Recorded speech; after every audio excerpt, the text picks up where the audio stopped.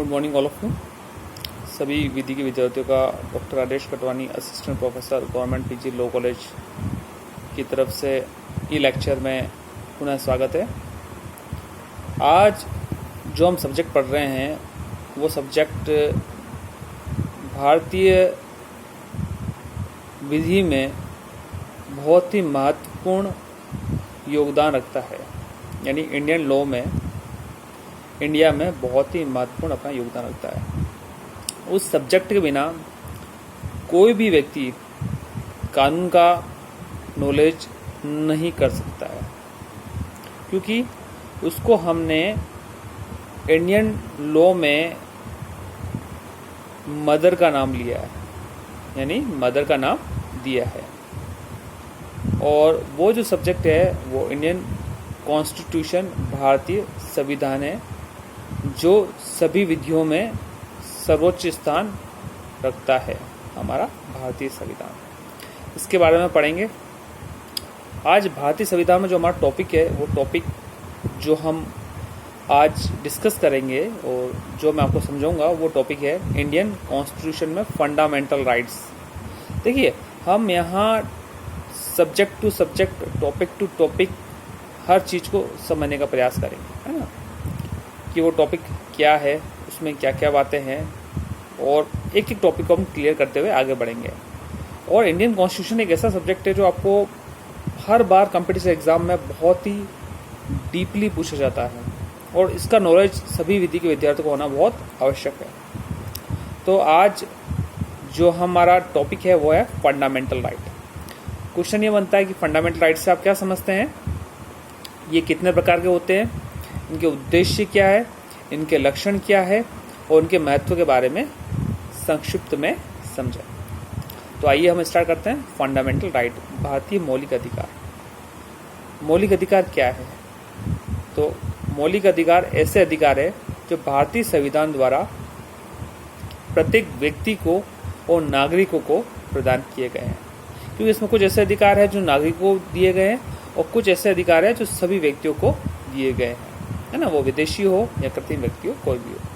तो मौलिक अधिकार क्या है? ऐसे अधिकार जो व्यक्तियों के व्यक्तित्व विकास के लिए और उनके सर्वांगीण विकास के लिए अति आवश्यक होता है, उसको हम मौलिक अधिकार के नाम से जानते हैं। ये अधिकार कौन से अधिकार होते हैं? ये अधिकार आधारभूत अधिकार होते हैं जो भारतीय संविधान द्वारा हमें प्रदत्त हैं, जो किसी व्यक्ति के सामाजिक, आर्थिक, नैतिक, राजनीतिक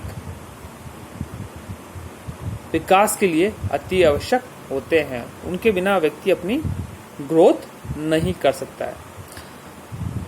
एक आपको बहुत इंपॉर्टेंट चीज बताऊं, अगर ये अधिकार नहीं होते तो व्यक्ति की जो स्थिति होती है वो एक पशु के समान होती है। व्यक्ति निरा पशु होता है, और यही जो अधिकार है जो पशु और मनुष्य में डिफरेंसेस पैदा करते हैं। तो अधिकार कौन से? मौलिक अधिकार। मौलिक अधिकारों के कारण ही प्रत्येक व्यक्ति अपनी बात कह सकता है, अपनी बात रख सकता है, अपने लिए फाइट कर सकता है, अपने लिए समस्त कार्य कर सकता है ना।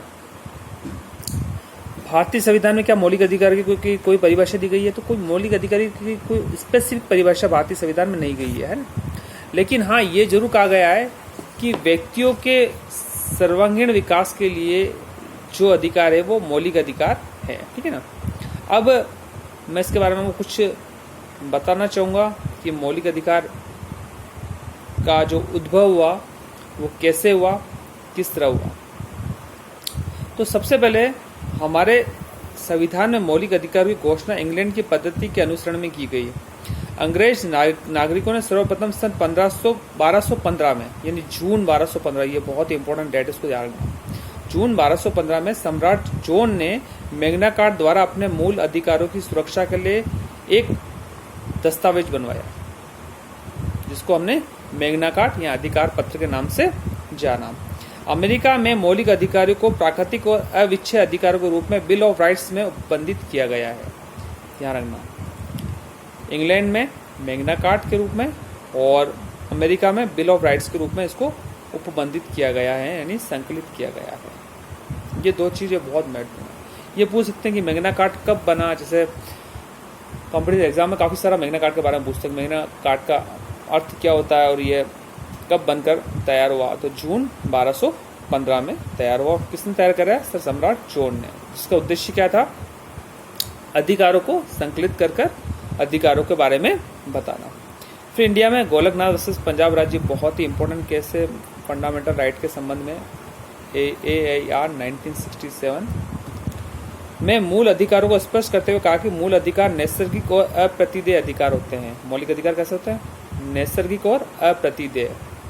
ठीक है। और भारत में न्यायपालिका द्वारा इन मूल अधिकारों की सदैव रक्षा की जाती है। इन अधिकारों को संविधान द्वारा प्रदत्त अधिकार कहा गया है। जैसे कि मैंने आपको पहले बताया, ये अधिकार संविधान द्वारा आपको सौंपे गए हैं।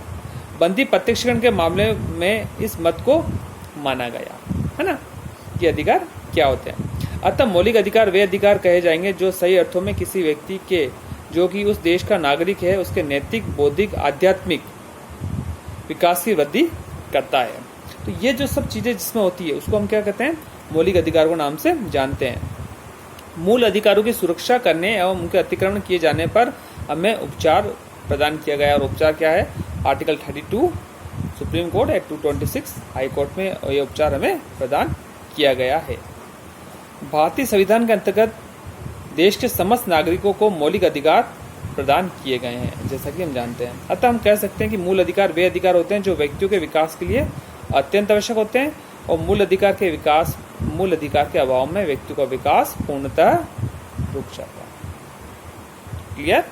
ये आपको मैंने कॉन्सेप्ट समझाया कि मौलिक अधिकार क्या होते हैं, है ना।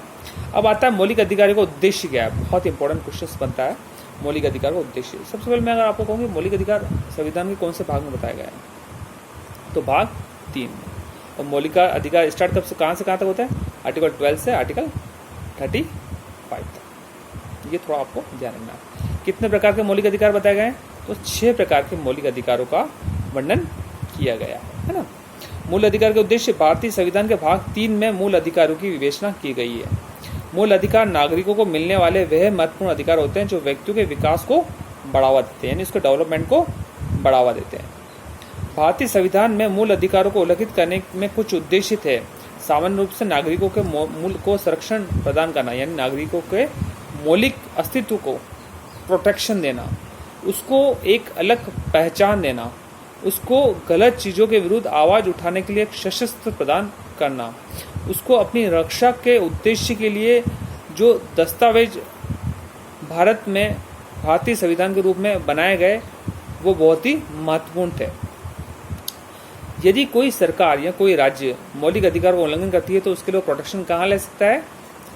सुप्रीम कोर्ट या हाई कोर्ट में रिट लगा के, है ना, जिसके बारे में हम आगे विस्तार से पढ़ेंगे। क्योंकि न्यायपालिका को मौलिक अधिकारों का संरक्षण माना गया है, ये ध्यान रखना, है ना।